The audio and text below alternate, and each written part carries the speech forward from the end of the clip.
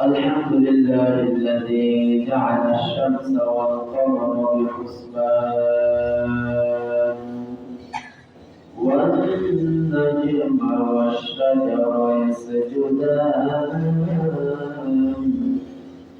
وفضل زمانا على زمان كما فضل مكانا على مكان وإنسانا على إنسان ونشهد أن لا إله إلا الله وحده لا شريك له لا ند له ولا ند له ولا مثل له ولا مثال له ونشهد أن سيدنا وسندنا وحبيبنا وحبيب ربنا وطبيبنا وطبيب قلوبنا ومولانا محمد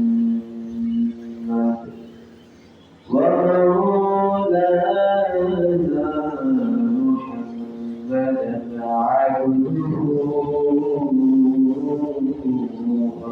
ورسوله الذي أرسله الله تعالى بالحق بشيرا ونذيرا وداعيا إلى الله بإذنه سراجا منيرا أما بعد فأعوذ بالله من الشيطان الرجيم بسم الله الرحمن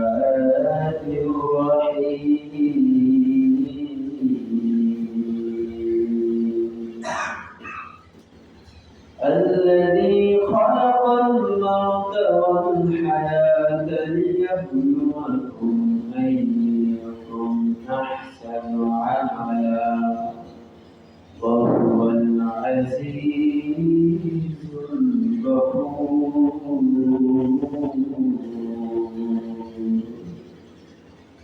عن عائشة رضي الله تعالى عنها قال رسول الله صلى الله عليه وسلم أحب الأعمال إلى الله تعالى أدومها وإن صلى أو كما قال عليه الصلاة والسلام صدق الله مولانا العظيم وصدق رسوله النبي الكريم ونحن على ذلك لمن الشاهدين والشاكرين والحمد لله رب العالمين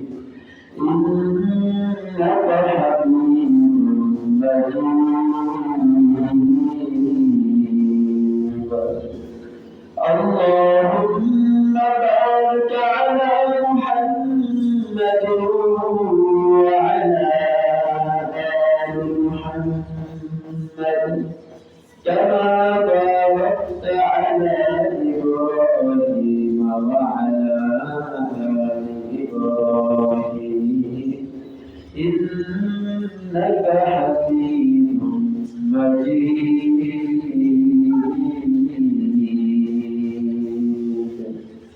بلغ العلا بكماله كشف الدجى بجماله حسنت جميع خصاله صلوا عليه وآله مغرور مجبور هو سيد عالم مغرور مجبور هو سيد عالم دیدار دکھا دیتی آواز سنا دو دیدار دکھا دیتی آواز سنا دو میں صورت یوسف کو نہیں چاہنے والا میں صورت یوسف کو نہیں چاہنے والا اور اس کے مانند نہیں میں عاشق لیلا اور اس کے مانند نہیں میں عاشق لیلا میں عاشق مولا ہوں میرا عشق نرالا میں عاشق مولا ہوں میرا عشق نرالا یہ جملہ جہاں جس کے تجلی سے اجالا یہ جملہ جہاں جس کے تجلی سے اجالا لا الہ الا اللہ إلا الله لا إله إلا الله لا إله إلا الله لا إله إلا الله لا إله إلا الله لا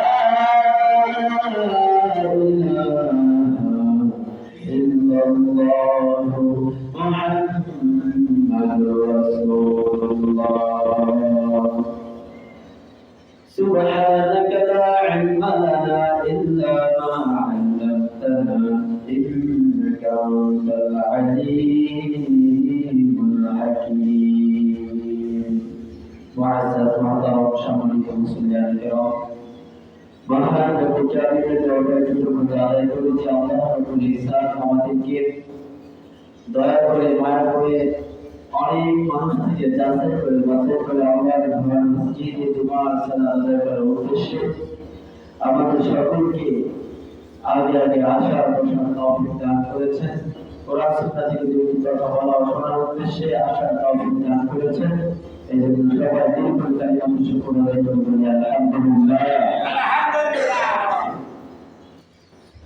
মহান রব্বুল কারীম কিছু কোটাও দয়া আমরা শাবান মাস অতিক্রম করতেছি শাবান মাসের পরেই আসতেছে রহমতের মাস মাগফিরাতের মাস নাজাতের মাস রমজানুল মুবারকের মাস যে রমজানের মাসকে বলা হয় ইবাদতের মাসুর যে রমজানের মাসের ব্যাপারে হাদিস শরীফের মধ্যে আসছে রাসূল সাল্লাল্লাহু আলাইহি ওয়াসাল্লাম বলেন রমজানুল মুবারকের মাস হলো সবর করার মাস সুবহানাল্লাহ আর যে বান্দা সবর করে আল্লাহ রাব্বুল ইজ্জত সেই বান্দাকে সবরের বিনিময়ে তার জন্য রাখবেন জান্নাতুল ফেরদাউস জান্নাত সুবহানাল্লাহ তো রমজানুল মুবারকের মাস হলো সবরের মাস আর সবরের বিনিময়ে আল্লাহ রাব্বুল আলামিন তার বান্দাকে দান করবেন জান্নাত রমজানুল মুবারকের মাসকে বলা হয় সহানুভূতির মাস যে মাসকে বলা হয় অপর গরিব দুঃখী ইয়াতীম মিসকিন অসহায় বান্দাদের প্রতি দয়া আর মায়া দেখানোর মাসকে বলা হয় রমজানুল মুবারকের মাস এই রমজানের মাসের ব্যাপারে রাসূল সাল্লাল্লাহু আলাইহি ওয়াসাল্লাম বলেন রমজানুল মুবারকের মাসে এমন একটা রজনী রয়েছে যে রজনীটা হাজার মাসের চাইতে উত্তম সুবহানাল্লাহ সেই রমজানুল মুবারকের মাসের কাছাকাছি সময় আমরা এসে আসতে পারছি সেই রমজানুল মুবারকের মাস পর্যন্ত আমাদেরকে শাবানের মাসে আল্লাহ রাব্বুল আলামিন হায়াত দান করেছেন, রমজানের আগের মাস পর্যন্ত আসার তৌফিক দান করেছেন। যে রব্বে কারীম, যে আল্লাহ সুবহানাহু ওয়া তাআলা, আমরা সেই আল্লাহকে খুশি করার লক্ষ্যে আবার কালিমাত শুকর আদায় করি, বলি আলহামদুলিল্লাহ। আপনাদের সামনে আমি কোরআন কারীমের সূরা মুলকের একটা আয়াত তেলাওয়াত করেছি। রাসূলুল্লাহ সাল্লাল্লাহু আলাইহি ওয়াসাল্লামের হাদিস শরীফ থেকে বুখারী শরীফে বর্ণিত আম্মা জান আয়েশা রাদিয়াল্লাহু তাআলা আনহা থেকে বর্ণিত একটি হাদিস তেলাওয়াত করেছি। এই দুটি আয়াত ও রাসূলুল্লাহ এর হাদিসের অনুযায়ী আপনাদের সামনে সামান্য করে মাহফিল করতে হবে ইনশাআল্লাহ। প্রিয় ভাইরা আমার, রমজানুল মুবারকের মাস রহমত, মাগফিরাত, নাজাতের মাস, যে মাসে আল্লাহ রাব্বুল ইজ্জাত আমাদেরকে অনেক ফজিলত দান করেন। রাসূলুল্লাহ বলেন, রমজানুল মুবারকের মাসে যদি কোনো বান্দা একটা ফরজ আদায় করে, তাহলে সে রমজানের বাকি 70টা ফরজ আদায় করার সম্পূর্ণ সওয়াব লাভ করবে। সুবহানাল্লাহ। রাসূলুল্লাহ সাল্লাল্লাহু আলাইহি ওয়াসাল্লাম হাদিস শরীফের মধ্যে ফরমান, রমজানুল মুবারকের মাসে আল্লাহ রাব্বুল আলামিন দিনের বেলায় আমাদের জন্য রোজাকে ফরজ করেছেন, আর রাতের বেলায় নামাজ পড়াকে, তারাবিহ পড়াকে আমি সুন্নাত করেছি। সুবহানাল্লাহ। রমজানুল মুবারকের মাসে আল্লাহ রাব্বুল আলামিন ফরজ করেছেন তাকে শুধুমাত্র আমাদের উপরে ফরজ নাকি পূর্ববর্তী নবীগণের উপর ফরজ ছিল। আল্লাহ রাব্বুল আলামিন কোরআনের মধ্যে জানায় দেন, কুতিবা আলাইকুমুস সিয়াম কামা কুতিবা আলাল লাযিনা মিন ক্বাবলিকুম লাআল্লাকুম তাত্তাকুন। তোমাদের উপর রমজানুল মুবারকের রোজাকে ফরজ করা হয়েছে যেমনভাবে পূর্ববর্তী উম্মতগণের প্রতিও ফরজ করা হয়েছিল।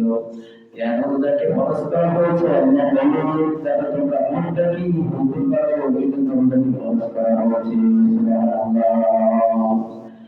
রাসূলুল্লাহ সাল্লাল্লাহু আলাইহি ওয়াসাল্লাম হাদিস শরীফে বলতে বলেছেন, যে বান্দা রমজানুল মুবারকের মাসে কোনো একজন মুমিন বান্দাকে ইফতার করাবে, কোন একজন মুমিন বান্দাকে ইফতার করাবে, আল্লাহ রাব্বুল আলামিন তার জন্য রেখেছেন তিনটি পুরস্কার। এক নাম্বার হলো আল্লাহ তাআলা ওই বান্দার জিন্দেগির গুনাহগুলোকে মাফ করে দেবেন। সুবহানাল্লাহ। যে বান্দা কোন মুমিন বান্দাকে, কোন রোজাদারকে ইফতার করাবে, তার জন্য দ্বিতীয় পুরস্কার হলো আল্লাহ রাব্বুল আলামিন তাকে জাহান্নাম থেকে নাজাত দিয়ে দিবেন। সুবহানাল্লাহ। জাহান্নামীদের খাতা থেকে তার নামটা কাটিয়ে জান্নাতুল ফিরদাউসের মেহমানদের তালিকায় তার নাম উঠিয়ে দিবেন। সুবহানাল্লাহ। তিন নম্বর, যে ব্যক্তি রমজানুল মুবারকের মাসে কোন বান্দাকে ইফতার করাবে, তিন নম্বর ফজিলত হলো সেই ব্যক্তি যেই রোজাদার বান্দাকে ইফতার করাবে, সে ওই রোজাদারের সমান সওয়াব লাভ করবে। সুবহানাল্লাহ। তাহলে শুধুমাত্র রমজান মাসে যদি আমরা ইফতার করাই, তাহলে এই ফজিলত লাভ করতে পারব ইনশাআল্লাহ। কোরআনে কারীমে আয়াত তেলাওয়াত করেছি, যেহেতু রমজানুল মুবারকের মাস, ইবাদতের মাস, আল্লাহ রাব্বুল আলামিন আমাদেরকে বলেছেন ইবাদত করতে। আল্লাহ তাআলা বলেন, মানুষকে মানুষ এবং জিন জাতিকে সৃষ্টি করা হয়েছে তারা ইবাদত করবে, আল্লাহ তাআলা গোলামি করবে। যেহেতু রমজানুল মুবারকের মাস ইবাদতের মাস, আল্লাহ আমাদেরকে বানিয়েছেন ইবাদতের জন্য।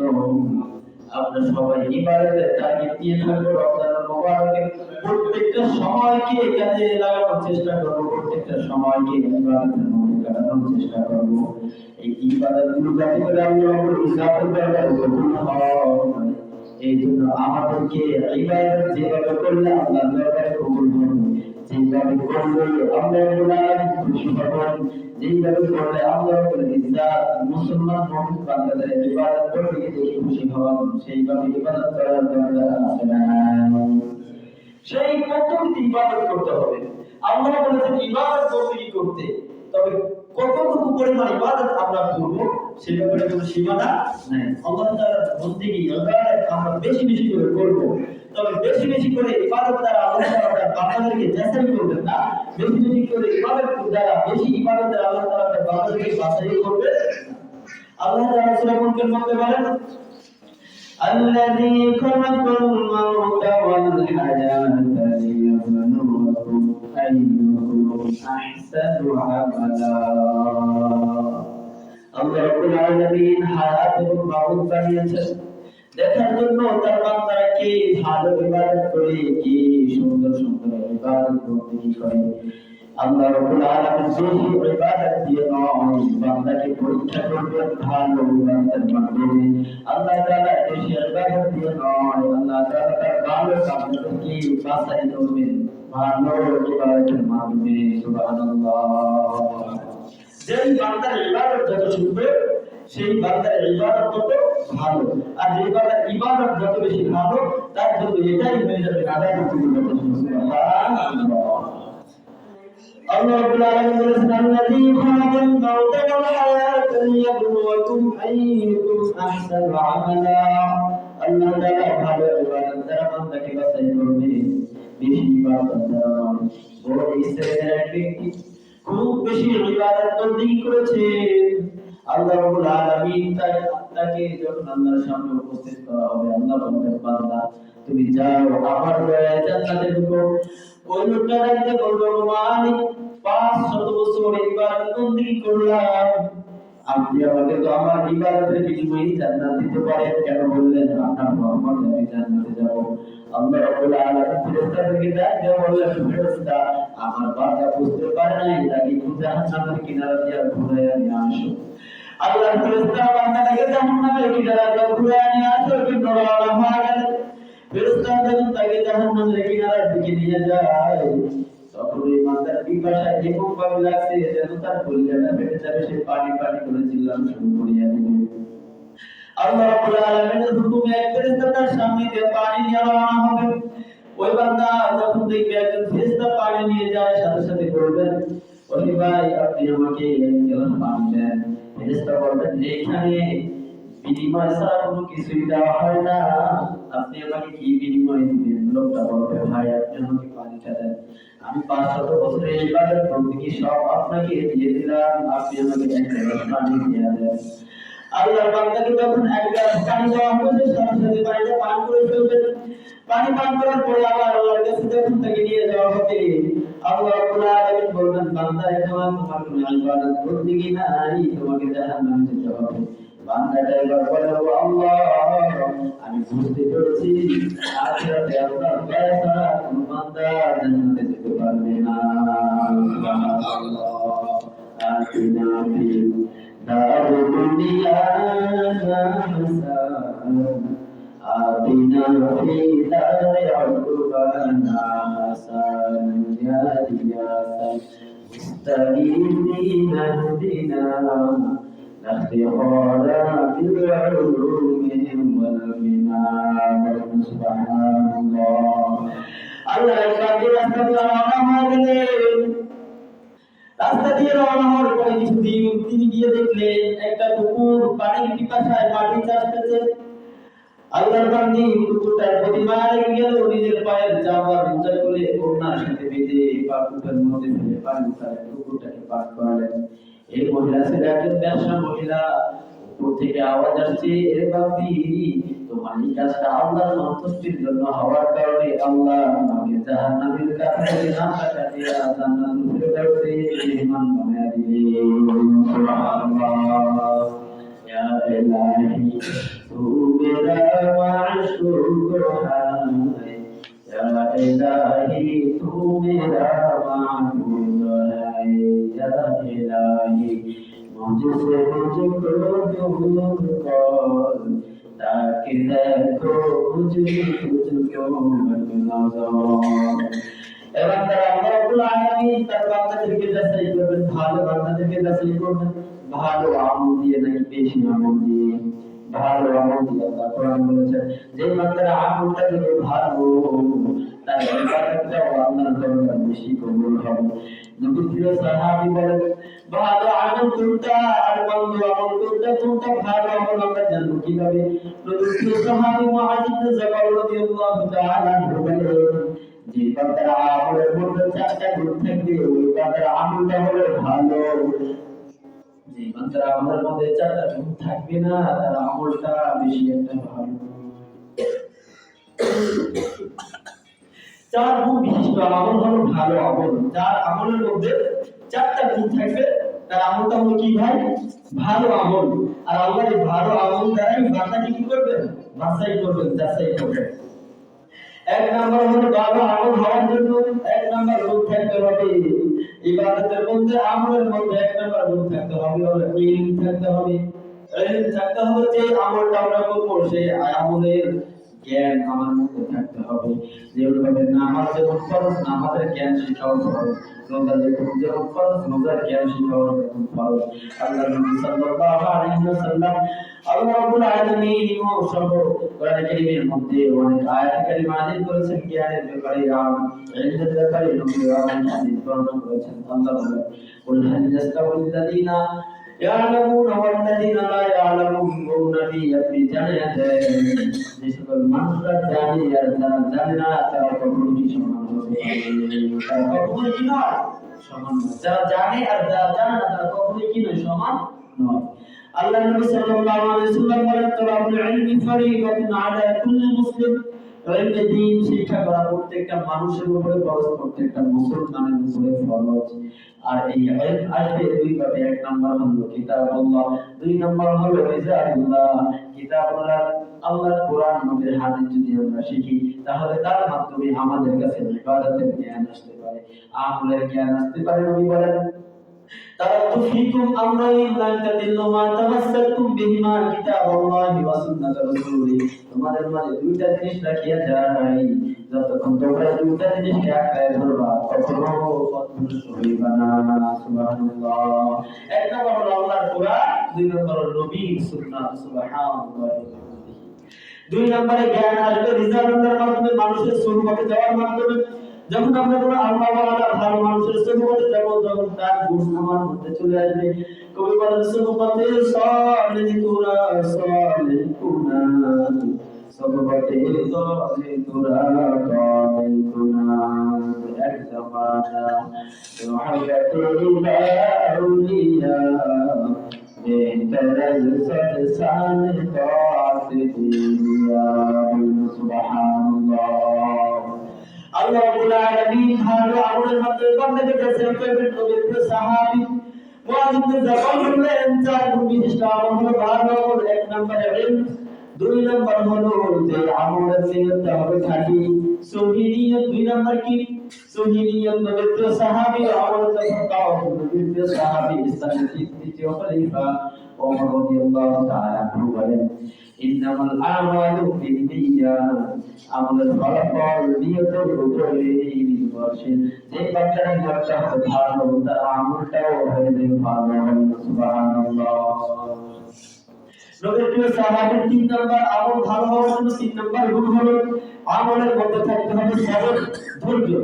ধৈর্য যদি আমরা না করতে পারি তাহলে আমাদের আমলটা বেশি একটা ভালো হবে না। এই জন্য সামনে রমজানুল মুবারকের মাস আসতেছে, ওই মাসটাকে বলা হয় সবরের মাস।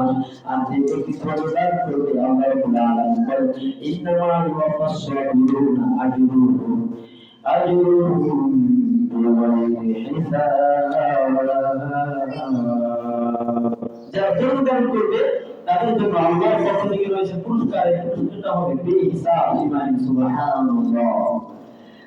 চার নম্বরে একজন মানুষের আমলটা ভালো হওয়ার জন্য চার নম্বর যে গুণ থাকে রাখবে সেটা হলো ইখলাস থাকতে হবে। নবী সাল্লাল্লাহু আলাইহি ওয়াসাল্লাম হাদিস শরীফের মধ্যে বলেন, আখলিস দীনাকা ইয়াকফিকাল আমালুল কলিল।